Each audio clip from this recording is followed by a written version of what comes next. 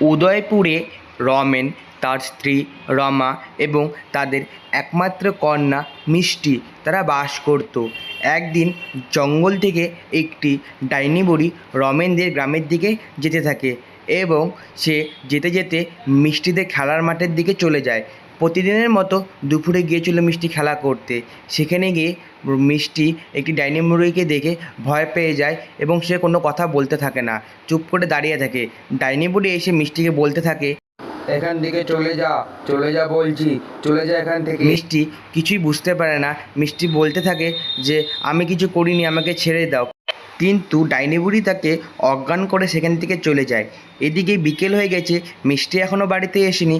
তাই রমা সেখানে মাঠে গিয়ে দেখতে পায় যে মিষ্টি অজ্ঞান হয়ে পড়ে রয়েছে এবং মিষ্টির মা কাঁদতে কাঁদতে বলতে থাকে, মিষ্টি মা, তোর কি হয়েছে? কি হয়েছে মা? তুই কথা কেন বলছিস না? কথা বল, কথা বল, কি হলো? কথা কেন বলছিস না? পর রমা বাড়িতে নিয়ে আসে মিষ্টিকে এবং রমেনকে রমা এবং তার মেয়ে মিষ্টি দুজন মিলে বলতে থাকে। মিষ্টির পুরো ঘটনাটা মিষ্টি তার বাবাকে বলল।